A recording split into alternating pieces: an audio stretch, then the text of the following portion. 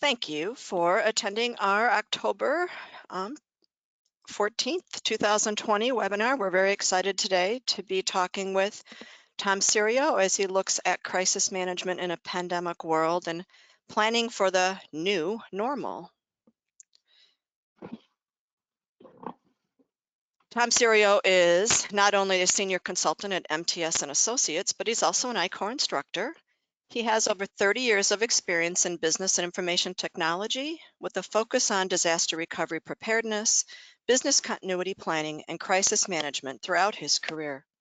Mr. Serio supported the Verizon Wireless Disaster Outreach Program for 9 years, working with federal and state agencies as well as local public safety, emergency responders, and enterprise customers with crisis command and incident response.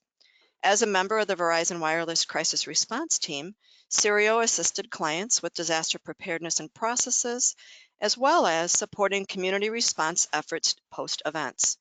Serio has been on the ground and engaged with Verizon operations during events including Hurricanes Matthew in North Carolina, Harvey in Texas, Superstorm Sandy in New York and New Jersey, and wildfires in California and Washington.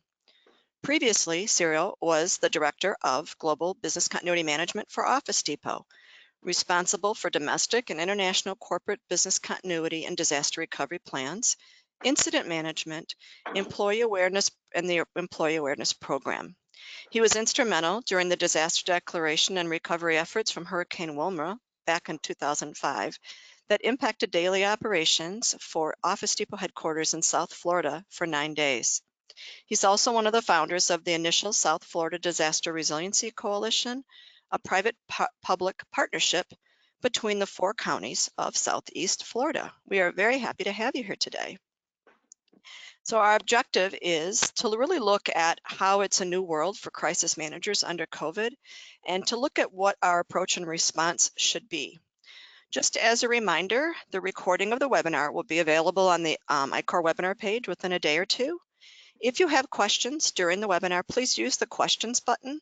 They'll be answered at the end of the webinar, and if we run out of time, we'll include them after the webinar itself. You can ask your questions at any time, but we'll do the questions at the end. And also, in order to receive a certificate of attendance, you'll need to attend a minimum of 35 minutes, and that certificate will probably not come out until next week. The person that does this is on vacation this week. We're going to start with a poll. We would like to give Tom a little bit of an idea of who is attending today. So identify your role in the organization, and you can choose as many as you would like, or as that are relevant. We're only going to do this for about 15 or 20 seconds. So we have several polls today, but we're not going to give you very much time to respond. So I'll give you about 10 more seconds.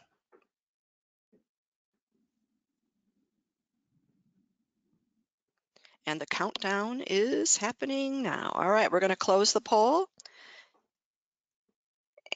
And let's share the results. It looks like 74% of you are in business continuity management.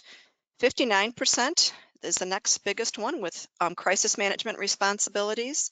And then we have emergency management and incident response or incident management coming in at 44%. And tied at 28% is the IT people and other. If you're an other person, just post in the questions pane what your other is. I'm just curious to know. So with that, I am going to turn this over to Tom, and he will start the presentation. Thank you, Linda. I hope you can all see my screen here. In 1 second. Okay, we good there, Linda? We are good. All right, great. Thank you, everybody. Good afternoon. Thanks for joining us today for the ICOR webinar.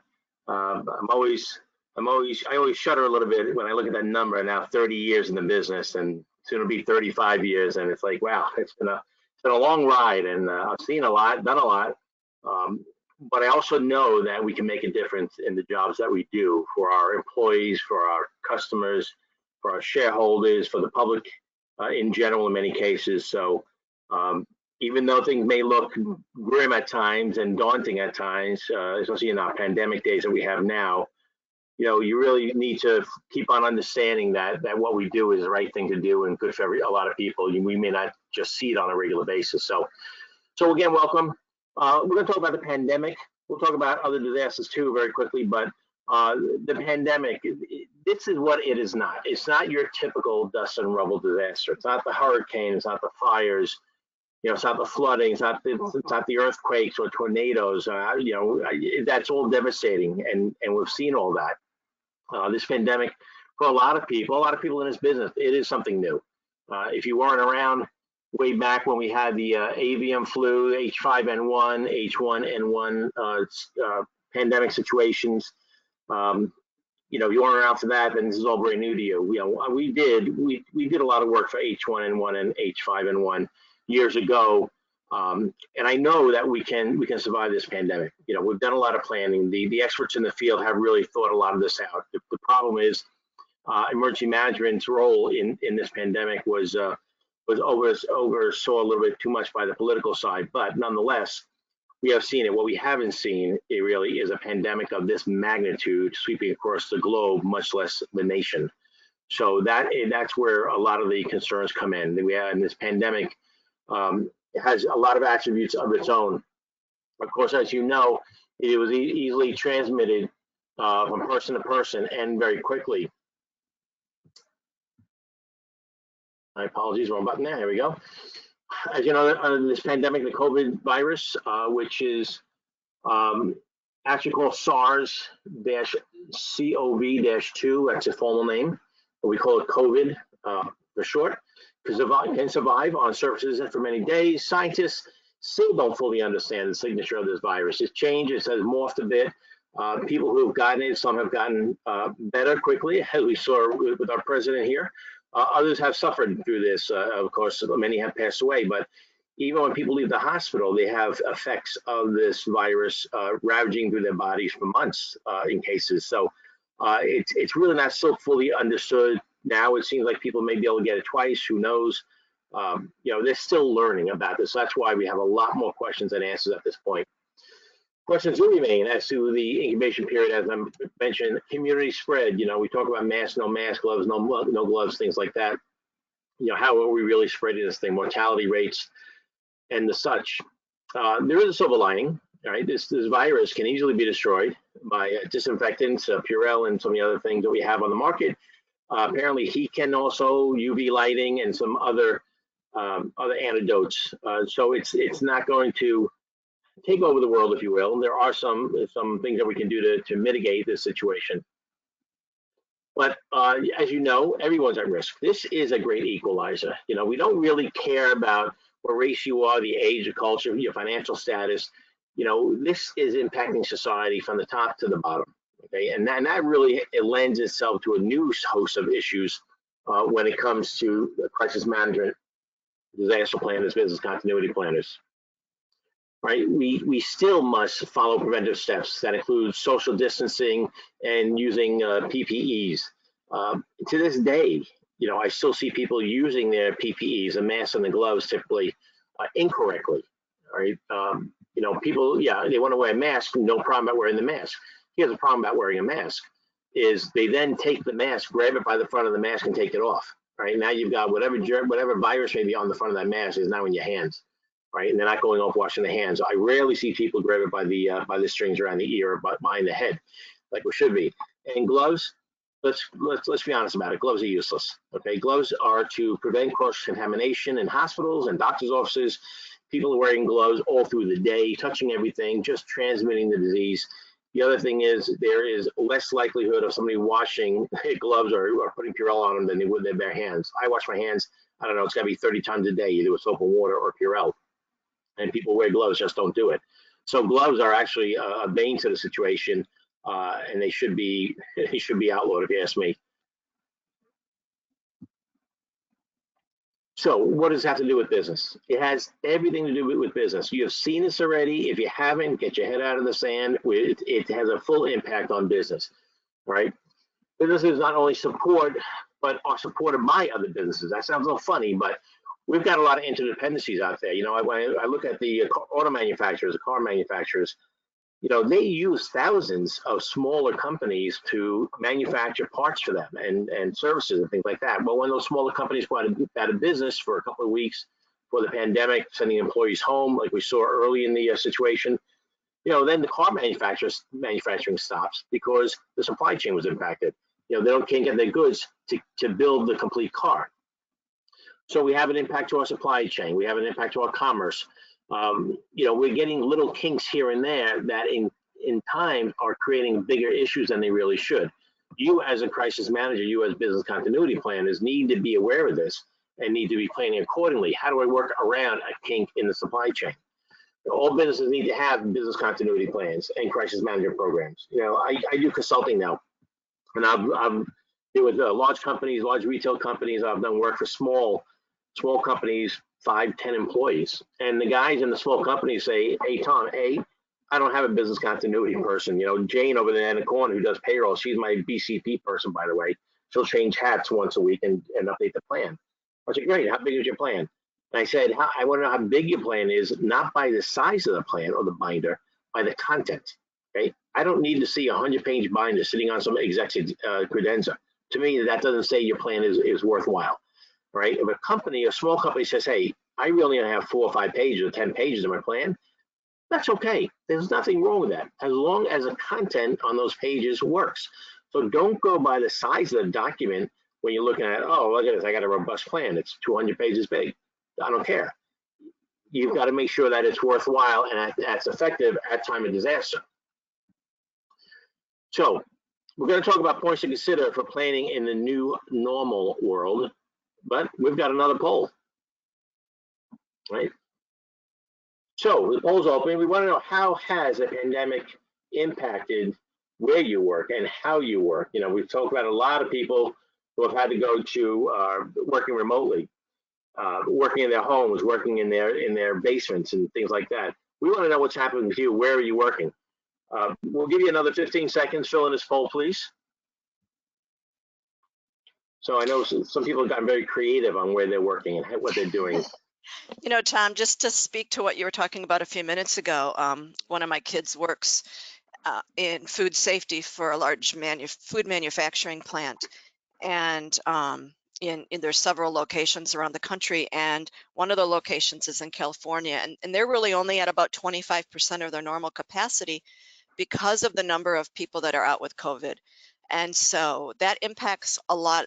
Like, they mainly serve fast food restaurants. So that impacts what's available in a lot of fast food restaurants too. So, you know, we all impact each other. So it looks like we've got 100% of the people have worked, or actually this is only a single answer. So I'm sorry, I have the wrong percent. 70% of people are working remotely 100% of the time. Then we have 22% working remotely and at the office, kind of split. And then 6% were working remotely, but now back at the office, and only 2% remained working under normal conditions. And that's really a huge number for people to understand, you know, how that has impacted, you know, how we work, or where we work has impacted significantly on how we work as well. That is surprising. Only 2% said that they stayed working in the office. That's I thought that number would be a little bit higher. Yeah, I did too. They're very interesting. Well, that's gonna be an eye opener for many people when they go back to work if they haven't been to the office. I mean, 70% have been working remotely, so there's going to be an eye opener there. So, as we're talking about working in the office, you know, I know you folks know a lot about this. We're going to talk about a little bit more about it. We're going to put in some anecdotes here. Interesting that a lot of people are from different parts of the business, so some of this may be a little new. Well, let's understand something. You know, 70% of you have just said that you're working remotely. You know, when you left the office back in February, March, or April, whenever it was, when your company shut down and said, okay, you need to go home and work now. You know, like many offices that we worked in, were open environments, open work areas. You know, we've all seen the Google and the Facebook offices. Oh, everything's great, kumbaya. Let's go play a little ping pong while we're collaborating, and you know, everything's wide open. And a lot of companies are like that. Verizon was like that when I was right before I left the company, where they had these areas where you can squat. and you basically your office was your laptop and anything you carry with you. Well, that doesn't bode well in a pandemic world. All right, these open work areas, these small, low wall cubes, they're going to be off limits. We've got to go in and change the dynamics of our office space now. The social areas are going to be off limits. There is a need to get back to the office, I think, not just because we can't let the commercial real estate industry drop off the map here, but I think there's still a huge need for people to collaborate, workers to be able to walk over to another desk and talk with their colleagues about a project or collaborate or share ideas or meet together in a room. Zoom and GoToMeeting and these other tools are great for filling in the gap, but I really don't want to see them become the norm going forward, because we're missing part of this here, part of the interaction. Cubicles with low or no walls should be separated by removing people in every other seat. That's one of the things that we used to do for planning for the pandemics a couple of years ago, especially in call centers.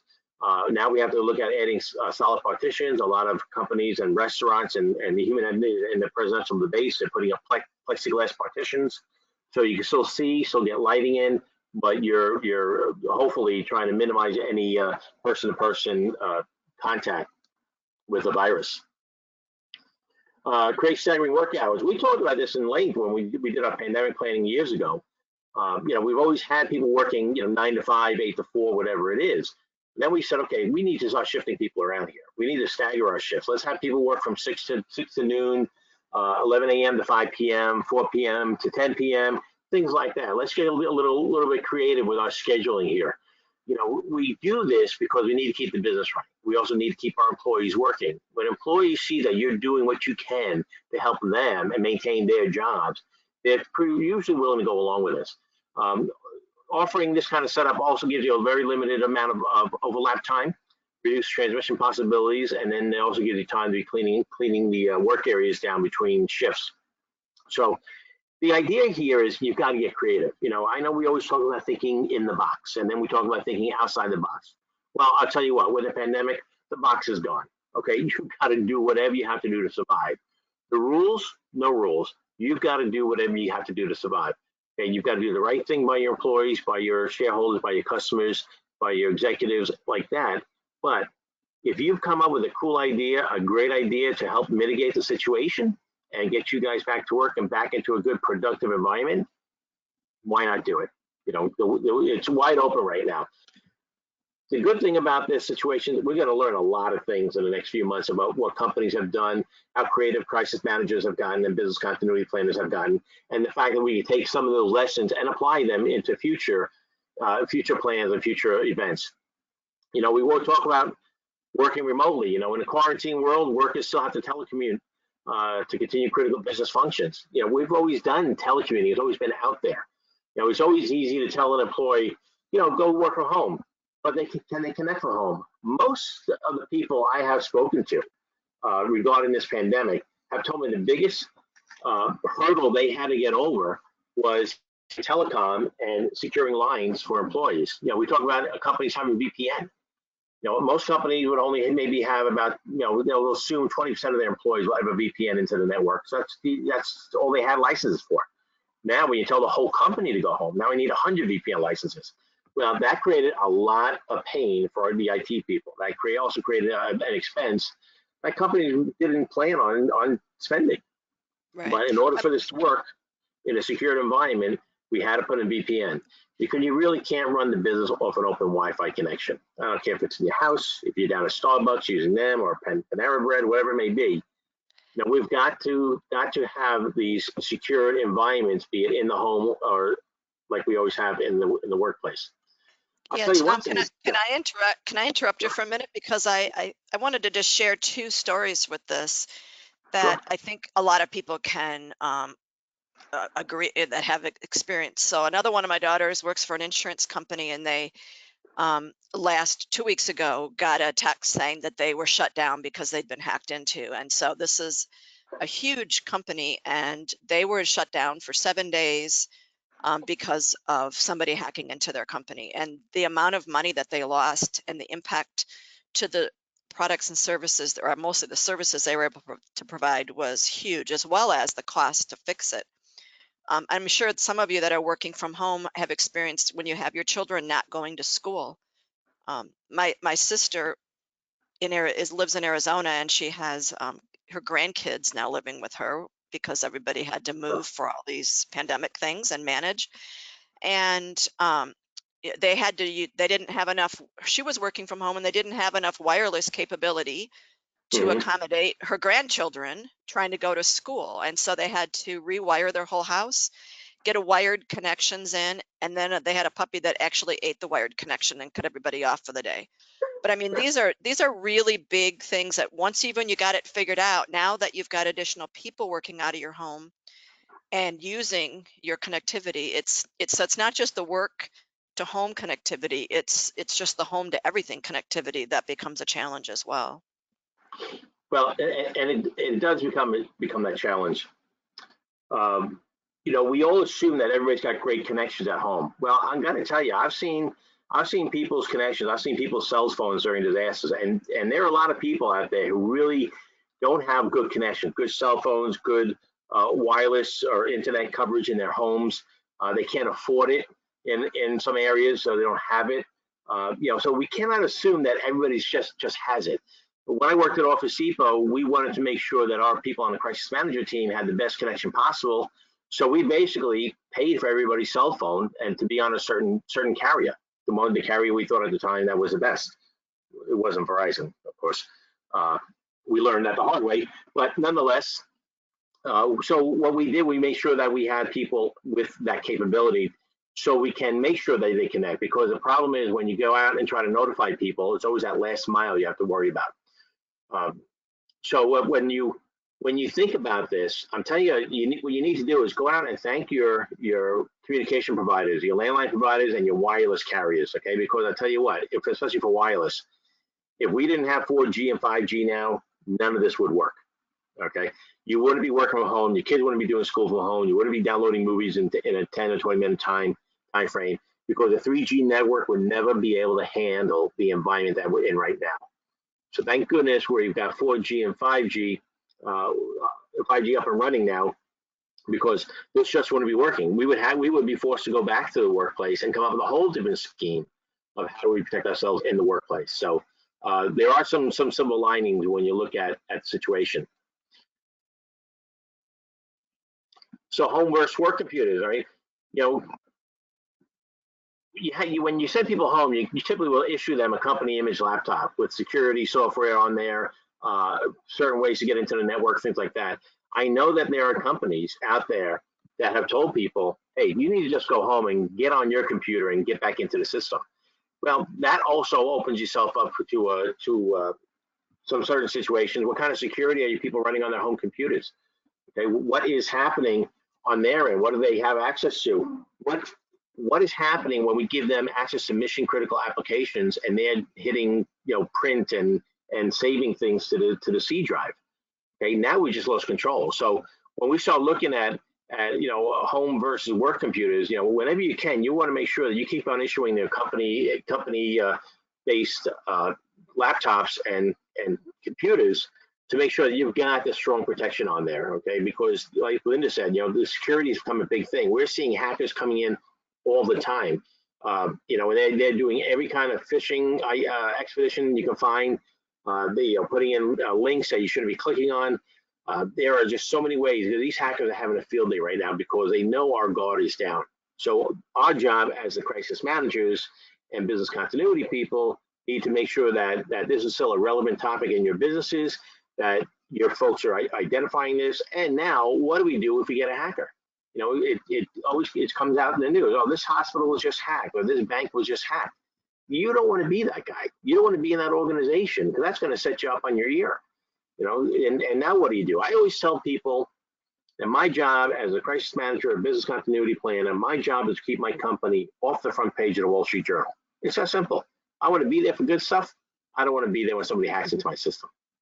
Okay, we need to keep in touch. Like today here, we're great. We're having a webinar. We're sharing information. We're sharing ideas. Hopefully, some of you folks can walk away from this with some nuggets and utilize them. But when we're utilizing Zoom and GoToMeeting, those are great tools to utilize for that interaction, that face-to-face interaction, even if we can't be literally face-to-face. But we talk about staying connected, and you want to be on. And I've talked to more people And they're telling me, I've been more productive during this pandemic working from home because my computer is always on and connected. I go on there at 10 o'clock at night before I go to bed and do my email and things like that. And that's not necessarily a good thing here. Okay, as crisis managers, we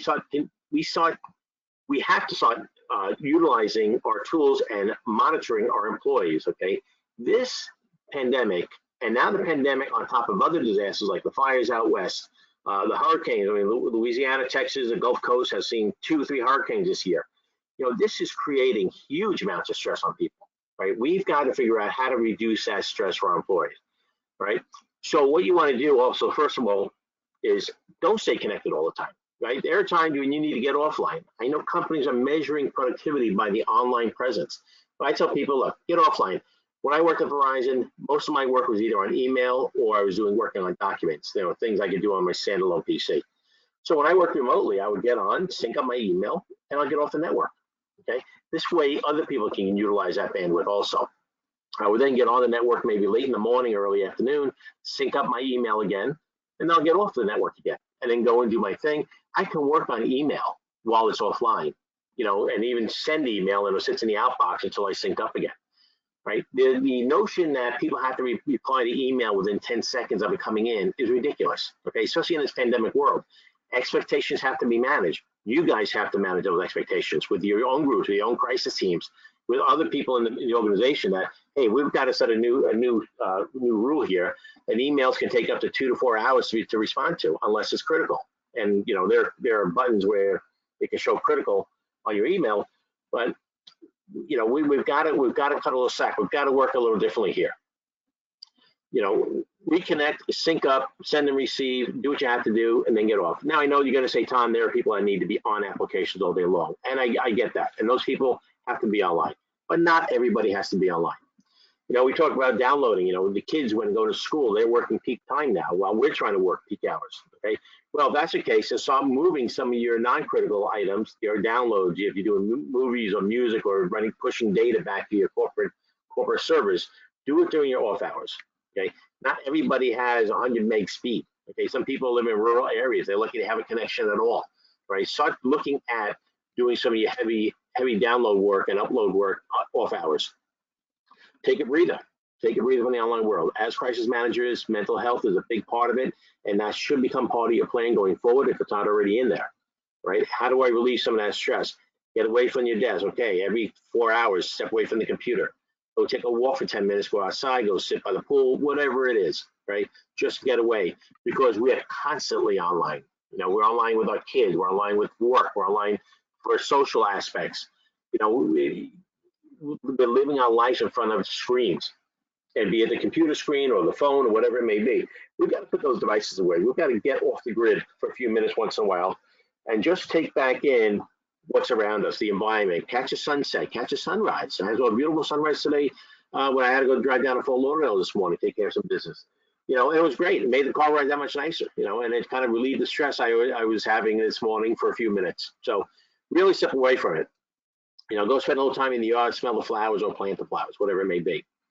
And I can't, tell you enough. Keep on practicing our safeguards here: social distancing, washing hands, regardless of what your local municipalities may say. Wear a mask, don't wear a mask. It's mandated, not mandated, whatever it is.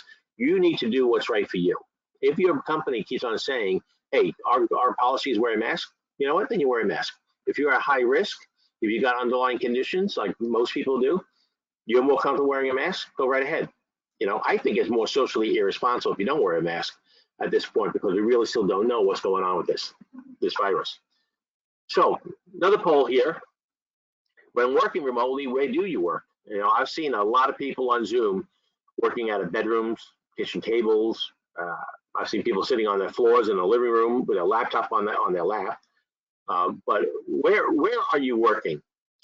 When you're working remotely, not everybody has a home office, and this is one of the things that we really need to take into account when we start looking back as to where we're going to work when this is over. Do we go back to the office place? Do we go back to a structured environment? Okay. So, Linda, the poll is open for this question, I believe, right? It is. So we'll give it about 5 more seconds. It looks like most people have voted.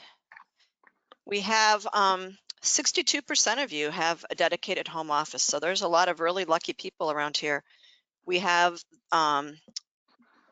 pretty much the rest of you splitting your time between the den or the living room, the kitchen table, or the bedroom. And we have the opposite 2% that have to go to work every day don't have any one of those things, and they're working at a local store, coffee house, or a library.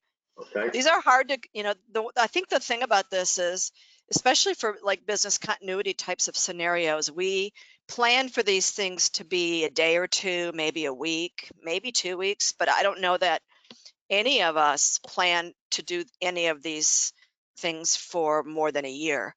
And I think that's part of the challenge that we're all facing is it's these things all work, but does, you know, when I was quarantining, I was at the kitchen table with my husband, and we had to schedule all of our meetings at different times because we had one phone line and not enough room in our house to move away from each other. Hmm. So, even people are having those sorts of issues, even just managing telephone time. So, yeah, I think it's the length of time that's really going to challenge us in the long run. Well, that's interesting. I'm actually glad to see that 60% or so have home offices that they can work from. It gives you that dedicated place, of course, but for the 38% or so that are left, you end up piling files and boxes in your living room or your den or whatever it may be, and now your home is becoming an extension of your office place, which when we talk about work-life balance. Um, where we try to keep that balance and hey, you got to work, go home and spend time with your family and do it. But unfortunately now you're still surrounded because you're right. We never expected this to go on this long. I don't think we've seen any disaster really go on for this length of time. And it's not over. I mean, let's be realistic about this. You're going to see a lot of this through the end of the year, and a lot of this going now through probably the middle of next year. I mean, we're seeing things being canceled. So you got to hunker down for the long term, but not everybody has it. So as crisis managers, when you talk to people about okay, how are you doing at home or how's your workplace, some of these people are going to be frazzled, because they are working at the dining room table and the kid is at one end and the husband, like I said, is at the other end, and you're trying to get things done and they're on a meeting and they're telling everybody else to be quiet. It's a very tricky game and a very tricky thing to balance. So how do we maintain that workflow and that mindset to be working versus everything else that's going on around them in those new environments? So we are talking about the environment. Your home should resemble the work from office. You need to have the set times. I still tell people, I said, look, even though you're working from home, it's still you still got to work the hours you were working because people expect that. You may work longer hours, but you really shouldn't be working shorter hours. I had somebody tell me, "Oh, I'm going to work from 6 p.m. till midnight because I can do other things during the day." I said, "No, but your other employees, your colleagues are thinking that you're available during the day. You can't be doing that. Yeah, you need to stay in a business frame of mind. We talk about this when we discuss when people are laid off from jobs. Okay, and one of the things I tell people is this: it's that you've got to keep a business frame of mind. That means you want to get up, you want to get dressed like you're going to work. Okay, when you're on a video conference, you want to be able to have a nice shirt on. Like right now, I got a button-down shirt on because I'm doing a professional event here. So I'm not going to if you turn on the camera later on, you have to see me in a t-shirt or a polo. This is my job. This is what we do, and it gives me a good sense. I like getting dressed up some days. I look like a bum other times in shorts and t-shirt, but when it comes to business, I want to get dressed up. I want to also let people see that I'm a professional because I can go a long way. I want them to see that I don't have my banners and my posters on the wall from the bands when I was a kid. Not too many personal things. I'm in my office here, so if we turn on the camera, you're going to see some post-it notes sitting on top of my old computer screen. But you want to make it a pleasant environment, a nice backdrop, maybe a picture on the wall, things like that. Not that it's helter-skelter and things like that. And as we mentioned, even though we're in open areas at home, you want to keep the kids, the dogs, animals out of the workplace during the calls. The auto instructor, I know they're cute, but I think we're over that cute component now of working from home, and we still have business to run. All right, minimize background noise, other phones, outside noises. I try not to schedule too many calls early in the morning because I know my neighbors get their grass cut. I don't want that background noise to disturb anybody. So you need to stay up to date. You need to create a crisis team. If you guys who are business continuity folks, even crisis managers, if you don't have a full team together, you need to get one together. You need to bring in the people from different departments, and you need to assign them to track information and the progress of the pandemic in their worlds. Okay. As crisis managers, your job is to manage information. That's a big part of your job. Your job isn't always to find it or make it up, but you're there to help manage it. Okay. So you want to assign key people to be the face of the company for the audience. So when we talk about crisis communications, you want to have a key person to be the face of the company. Who's going to get in front of the microphone? Who are we going to see on TV? Who's going to speak to the employees? You want to make sure you got a person in there. Now, we typically say don't put the top person, don't put the CEO necessarily in that position. Why? Well, we see this time and time again, and we saw it recently with the president and the doctors at the hospital. Well, if the top guy says something incorrect, who's going to correct them? Okay. If you have a second or third tier person who says something and they say something incorrectly, which can be very innocent, well, then now your CEO or your top person can come out and correct that and then move on with the messaging. But too many times we saw with Trump's doctors when he came out and gave that update over the weekend on Friday or Saturday, whatever day it was, the head doctor came out and he spouted it out. But he said a couple of things that were incorrect, and he had to come back the next day and clarify what he was speaking about. Kind of a little bit, put the tail between my legs there. So you want to make sure you got the key person there. You also want to make sure in your crisis management plan that somebody is maintaining cash flow. Okay. Typically you say, oh, Tom, I'm sure that's treasury, and I must have them included in my business continuity and crisis plan. Well, I'll tell you what, you better check, because if you don't have them, then cash flow is going to stop. Okay. So who pays your suppliers? Who pays for services? Who's going to move money in the banks? Who's going to put the funds into the payroll accounts so people get paid this week? Okay. So you've got to start looking at some of these things. Okay? Don't assume anything. Even though we did it before, that's the way it's going to work now. This outage is going to be for a long time. We've got to make sure that we've got good cash flow going, that we have credit available to us, because something, it may not be available to you.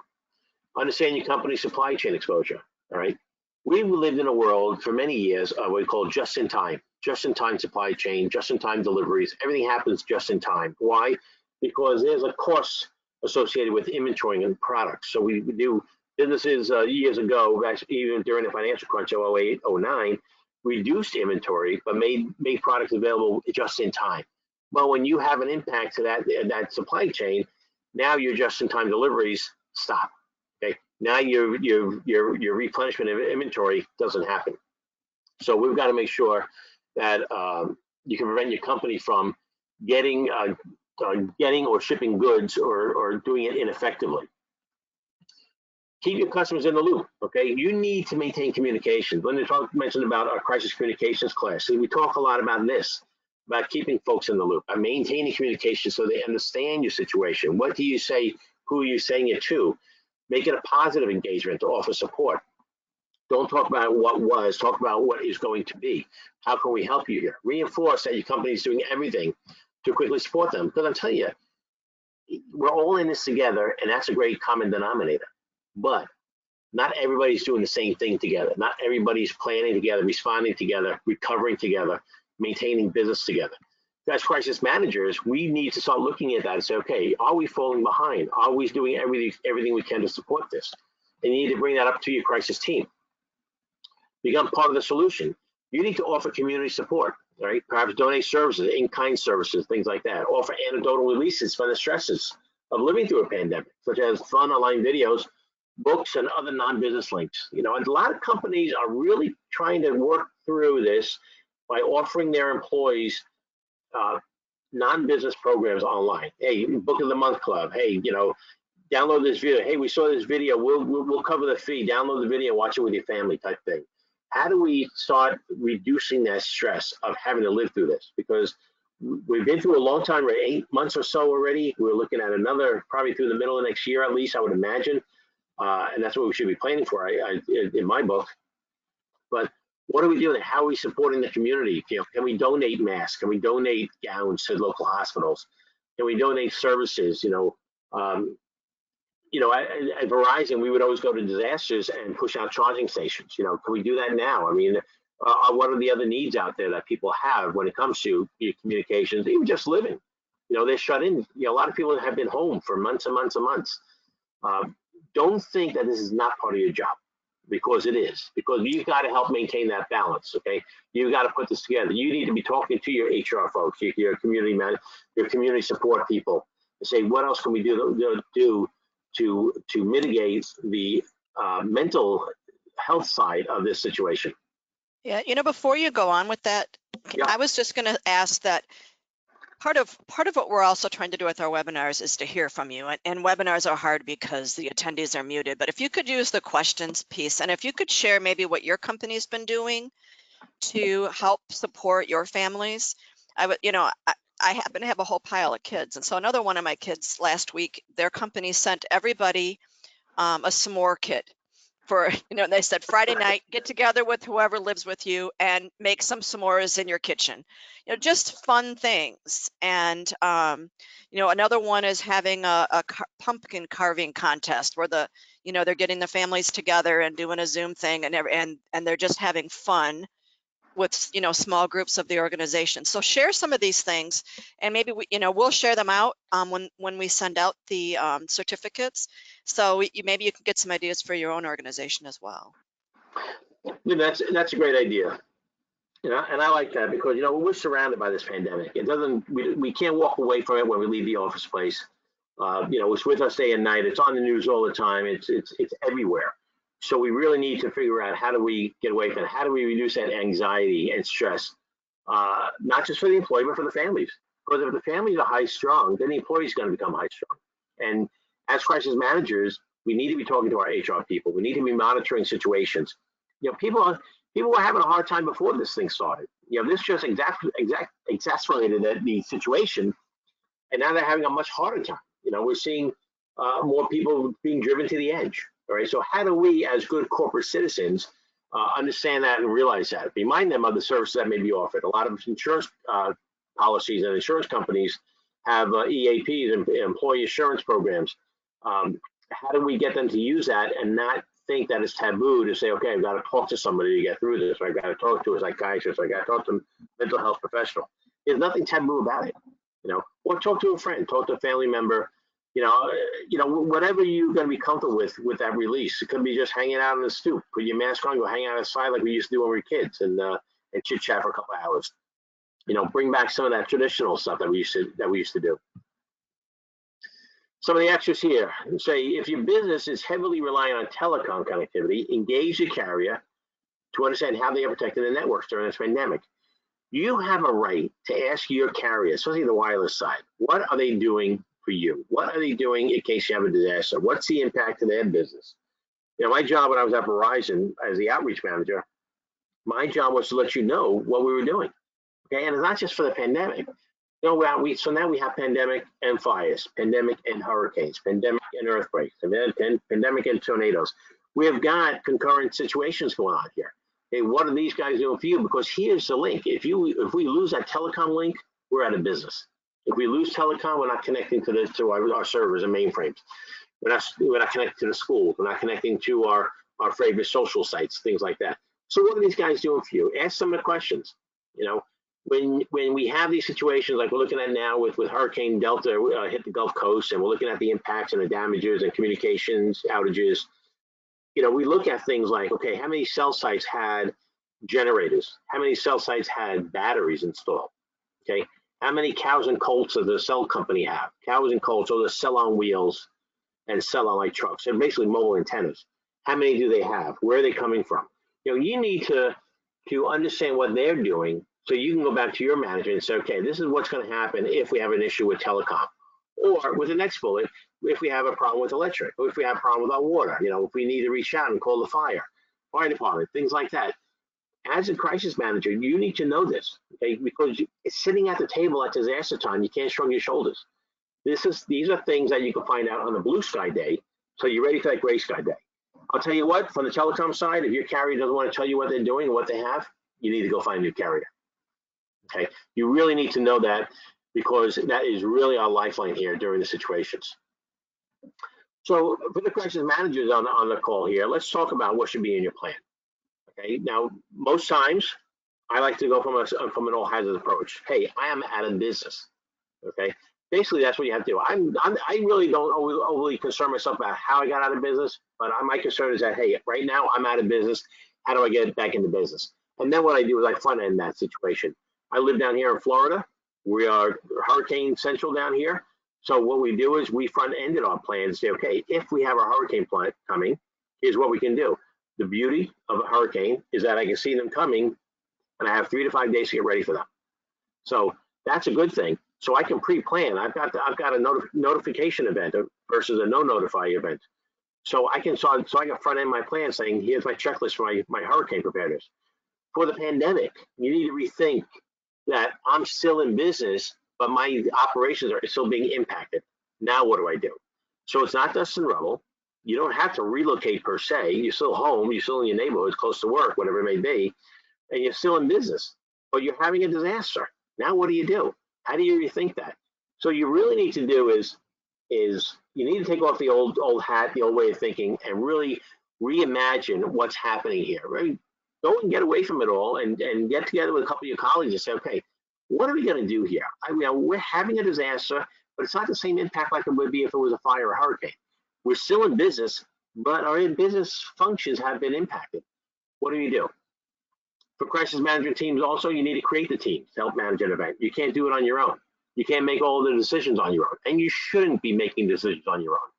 Okay, when when do you pull the plug? What are your triggers? When are people going to come back? What about this? What about that?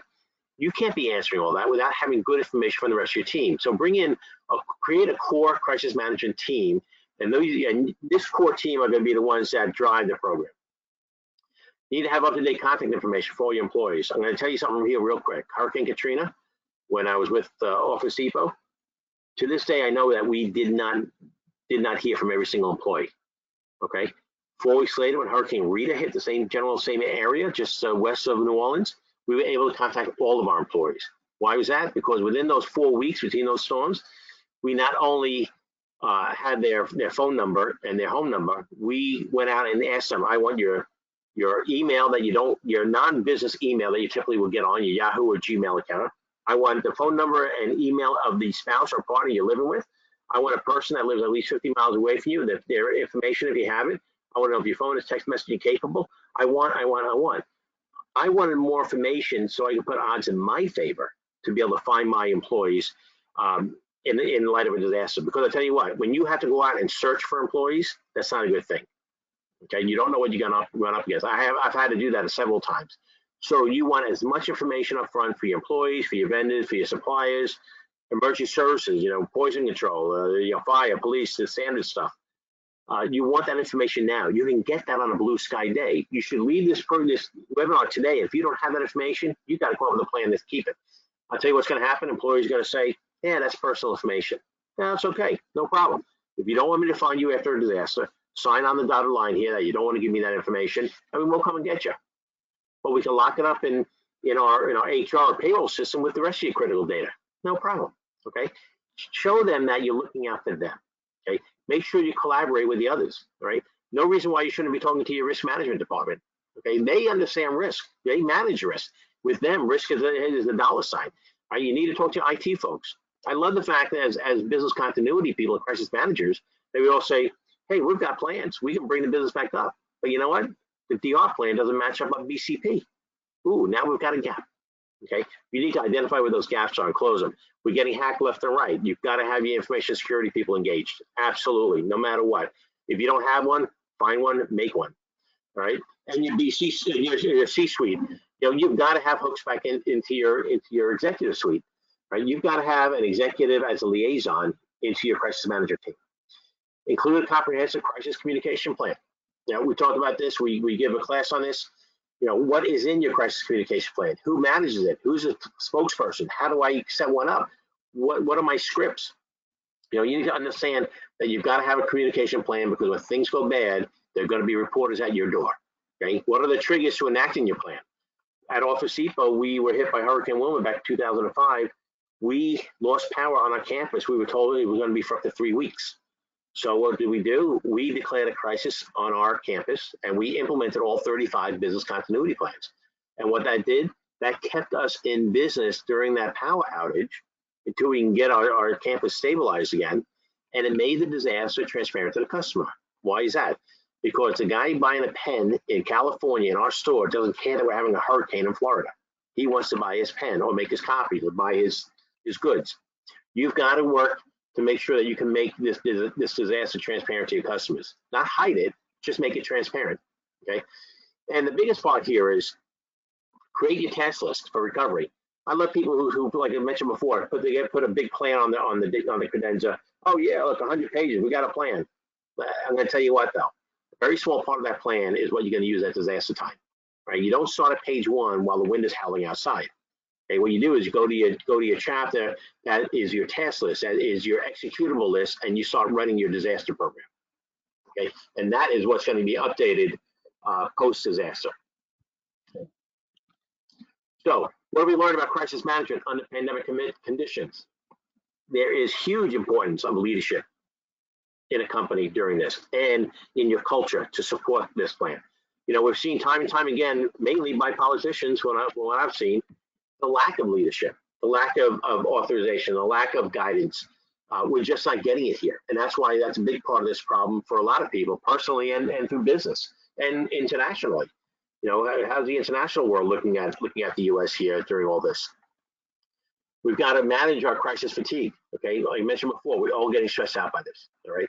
We've got to figure out what to do. We are going to create a generation that's going to deal with PTSD that we haven't even figured out yet, right? How do we manage that later on? You think, you know, I know children and kids in school and seniors who should have graduated and gone to prom aren't getting that. You know, what's that effect going to be later on? I'm not saying it's going to be drastic, but you know what? They need to have their outlets. And we're getting fatigued. People are tired of working from their dining room table. So what do we do to change that up? We need managing a pandemic over a year or more requires everyone to work together. This is nothing we've been through before. Okay, this is not the disaster where we go in and we do a response and recovery and we get out. Okay, this is going to be a long-term thing. Okay, we need to communicate. Okay, if communication is not part of your crisis management program, you need to make it there. Right, we're working remotely and under stressful conditions requires almost constant communication with your colleagues, with your family, with people all over the place. Okay, don't minimize communication. Don't hibernate. Don't lock yourself away from everybody else. You know, get on Zoom, have those meetings. You know, reach out to people, even if you don't have to do a business thing. Reach out to your colleagues and say, hey, how you making out today? What's going on? Hey, I know you played ball last night. How'd you make out? Expand the role of HR. You've got to make HR should be all over this disaster. And if they're not, shame on them, because this is huge in their world. From people being laid off, furloughed, to people being hired to help fill gaps, to people working from home, and I mean, we can go on for an hour just what HR should be doing here. So as crisis managers, business continuity folks, you need to understand what your resources are. You've probably heard of some of these sites already, the pandemicflu.gov, CDC, Health and Human Services. If you need more information, reach out to these organizations. Okay, they update their websites on a regular basis, and they really can help you build in some of that guidance, because you can go back to your management now and say, hey, we need to do this. Well, who said so? Well, I'm following the rules of the CDC, and they're saying that we still need to be doing this, this, and this. Okay, if you got the CDC and WHO behind you, not a problem. I put this slide here at the end. I like this slide. In the blue box on the left-hand side, it says, who do I want to be during COVID? And you've got the people that fall into the fear zone, right? They're hoarding things, the toilet paper and everything else. They're complaining all the time. You know, transmit my anger or fear-related emotions to others. They're always pushing it out, all right? People are still living in that fear zone because we don't know what's happening. And that's just because they don't know better or don't know anything else. So they're there. But, you know, you can be in the learning zone, all right? I stop compulsively consuming things that harm me. I start letting go of things that are out of my control, right? Identify my emotions. I acknowledge everyone is trying their best. Now, learn from that. Yeah, everybody's trying their best while they're under stress. And as crisis managers, we need to take some of those best practices and figure out how we can utilize them going forward. And then a lot of people now are in the growth zone. Find a purpose. Think of how you can help others. Show empathy. Show gratefulness. right? I find ways to adapt to changes. If you haven't figured out how to work remotely yet, then it's gonna, you're behind the eight ball. All right? Let's figure out how do we adapt to change. It's not easy for everybody because some people are just used to rote processes. But you know what? We have to adapt on this one. I practice calmness, patience, relationships, and creativity. I have seen more YouTube and Instagram videos on how to do yoga and breathing exercises and things like that. But don't minimize that stuff. And if you find it helpful to you, it could probably be helpful to somebody else. And as crisis managers, we need to inform people on our team, hey, you may want to look at this resource, or you may want to look at our insurance because they're offering a program to practice calmness, to practice breathing, to practice patience, practice all kinds of stuff. Let's get it out there. Because you know what? Look, we need our people. We need our employees. We need everybody we have identified in our BCPs and our crisis plans, the crisis management plans. We need them to come back. We need them to be whole. Okay, so we need to do everything we can to make sure they can get through this situation. So some final thoughts here. We will get through this. We'll get through it because that's what we do. All right, we're survivors. Right, the new norm may very well be a new norm forever. Right, that time may not be a bad thing either. We may see changes out of this that are going to be beneficial to mankind. So don't say, oh, it's a new norm and I don't like the new norm. I want to go back the old way. Yeah, the old way is a comfort zone. But the new stuff may also be better too, and you'll find comfort with that. As I mentioned, follow instructions from CDC, WHO, and other organizations for best protection. We are probably going to have a second, which we are seeing right now, a second phase, and even maybe a third phase, right? We're having some issues over in Europe. We're watching that very closely. They're going through peaks, spikes in their numbers again. We're seeing that now in certain states here in the U.S. I think Wisconsin is one of the states. In the Northeast, we're seeing that now.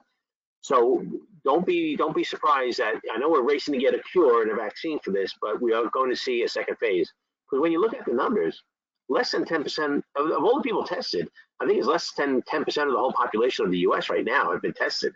So there's still a large way to go. We will enter a post-pandemic phase of long-term recovery and blame. Okay, and that blame may be warranted. That blame may not be warranted.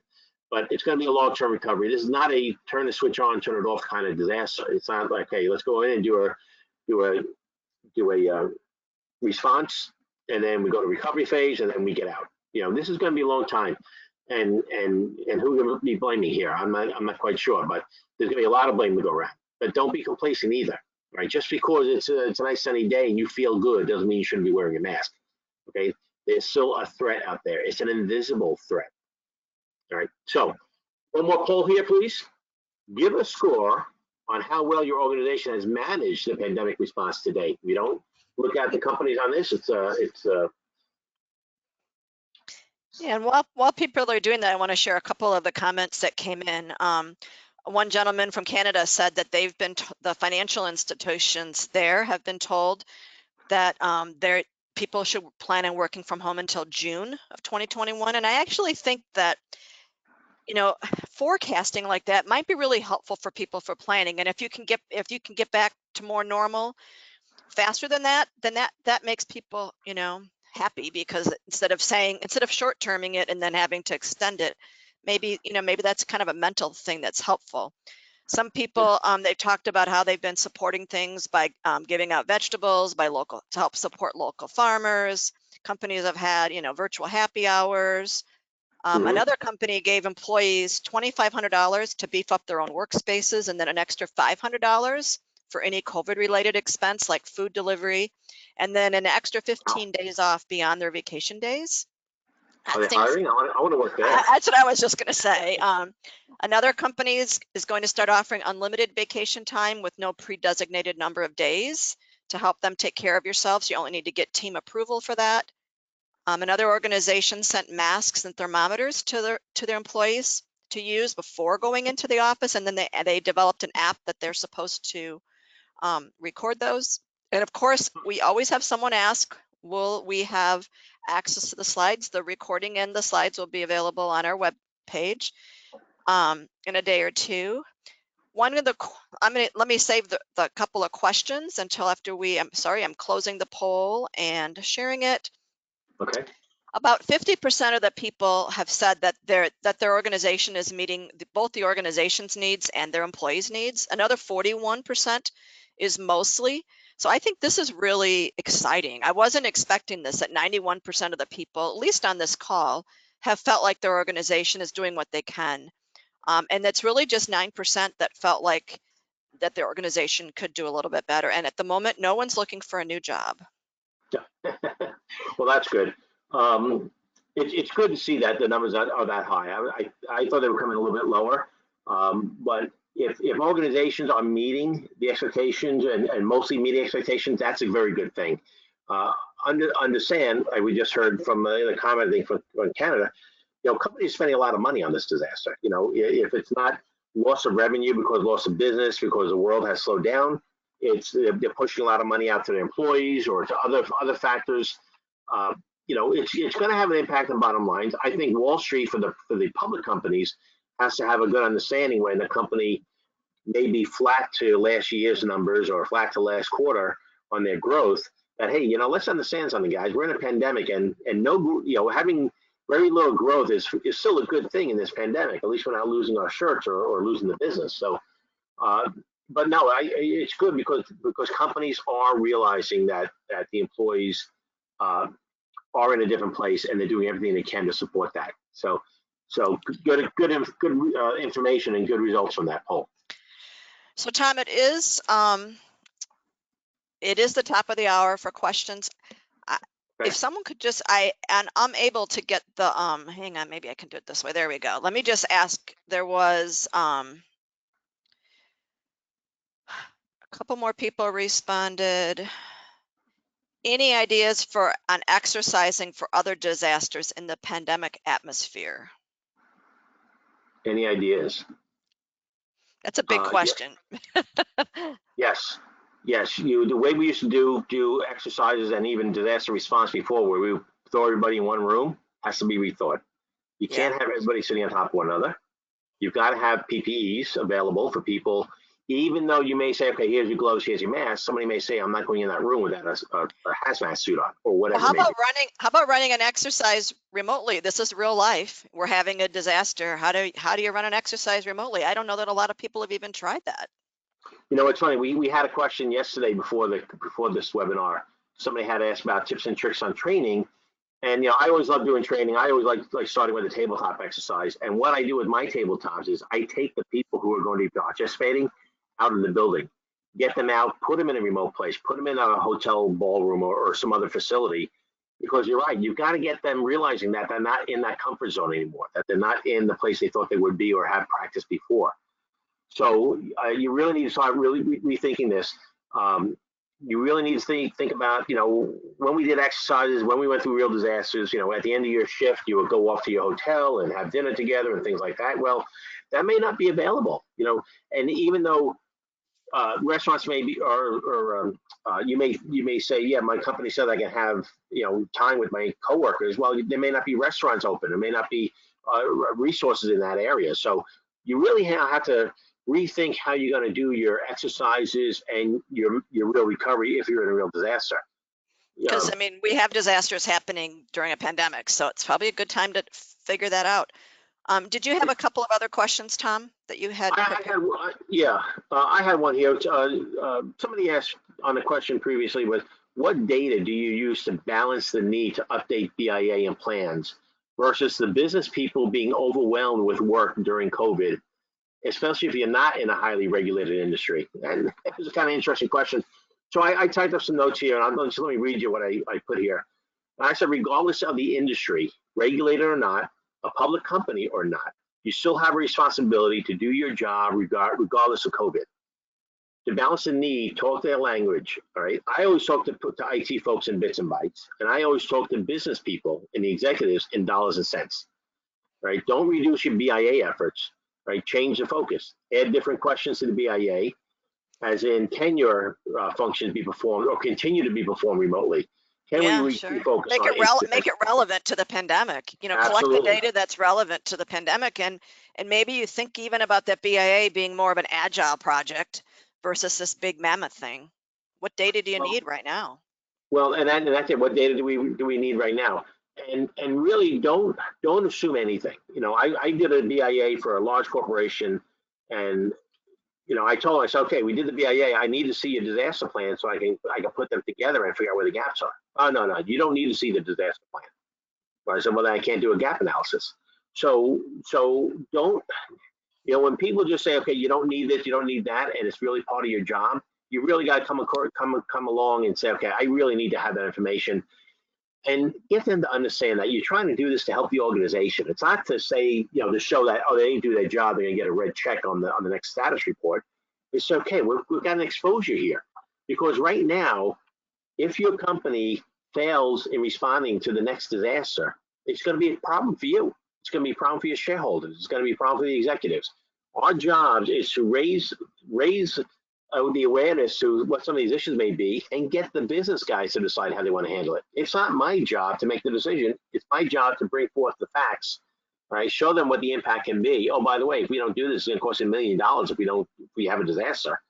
And let them decide if they want to do it or not and assume that risk. Sure. Any other questions that you want to handle now, or did you want to just answer those later? I'll answer them later if you have any more coming through now. I know we're a little bit over the time here. I think we're okay here, so let's go ahead and finish up. You all know the ICOR website. You're welcome to contact us for any questions. Of course, we have Tom as one of our great instructors for both our crisis communication planner and our crisis management and communication professional. Take a look at those. Obviously, everything is what we call blended learning. We've been doing that since 2012. So we're actually operating as usual. We just aren't doing the in-person classes. We've had the other ones, and we have independent e-learning as well. And we have one webinar left this year. We're going to be looking at measuring organizational resilience and looking at ICOR's organizational resilience capability assessment tool. And we recommend, we are looking for topics that you're interested in. So please feel free to either, you can post it in the evaluation report or send an email to me or anyone else here at ICOR and give us ideas on what you would like for the 2021 webinar series. Thank you very much. Have a great rest of the week. Thank you. Bye, Tom. Bye-bye.